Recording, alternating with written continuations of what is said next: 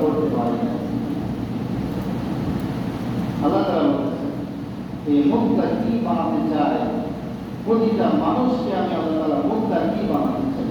মুত্তাকি মানে কি? আল্লাহর ভয় মানুষের অন্তরে থাকে।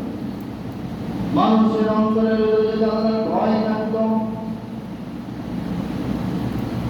তাহলে নিরপরাধ মানুষদেরকে কারাগারে ভরা যায় না। আমার প্রিয় ভাই, আপনারা দেখেছেন এই বাংলাদেশে গত 15টি বছর ধরে কিছু নিরপরাধ মানুষদেরকে আয়না ঘরের মধ্যে জায়গায় আটকে রাখা হয়েছে। কথা বলেন কিনা? আল্লাহ তাআলা সব কিছু জাতির কাছে প্রকাশ করে দিয়েছে। সুযোগ দিয়েছিলেন মুত্তাকি হওয়ার জন্য, একটি ইসলামী রাষ্ট্রের ক্ষমতা দিয়েছিলেন, কিন্তু ইসলামের কোনো জিনিসই তারা অবশিষ্ট রাখে নাই। দেখেছে? ইসলামকে ইঞ্চি ইঞ্চি পরিমাণ করে সমাজ থেকে কিভাবে বিতাড়িত করা যায় সে চিন্তায় তারা নিবদ্ধ ছিল। এত এত মুক্তি করতে আজকে পালিয়ে বেড়াচ্ছে। কারণটা কি? তারা যদি আল্লাহর কথা মানুষের সামনে বলতো, আল্লাহর আইন দিয়ে যদি সংবিধান পরিচালনা করতো, মানুষের উপর যদি অত্যাচার করতো না, তাহলে আজকে সংসদ ভেঙে দেওয়ার পরে তাদের বিদেশে পালানো লাগতো না। কথা বলেন কিনা?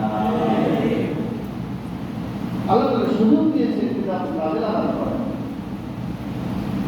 সেরকম আয়াত বলছেন ইউরিদুনা লিইউতফিউ নূরাল্লাহি বিআফওয়াহিহিম ওয়াল্লাহু মুতিম্মু নূরিহি ওয়ালাউ কারিহাল কাফিরুন। আল্লাহ তাআলা বলেন এই পৃথিবীতে কিয়ামত পর্যন্ত যত জালেম বাদশা আসবে তারা প্রতিনিয়ত ইসলামের বিপক্ষে অবস্থান করবে, কোরআনের বিপক্ষে অবস্থান করবে। তারা ইসলামের আলোকে নিভিয়ে দিতে যাবে।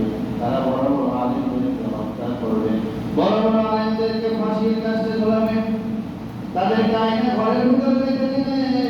কিন্তু রব্বুল আলামিনের ওয়াদা হলো এই দুনিয়ার জমিনে যতক্ষণ পর্যন্ত একজন ইমানদার টিকে থাকবে ততক্ষণ পর্যন্ত দুনিয়াকে ধ্বংস করবেন না। যেখানে ইসলামের উপরে বেশি আঘাত আসবে সেখানে তত দ্রুত আল্লাহ তাআলা সফলতা দিয়ে ভরপুর করে দিয়েছেন। আমার প্রিয় ভাইরা, আপনারা ফিলিস্তিনে দেখছেন আজকে 1 বছর পার হয়ে গেছে।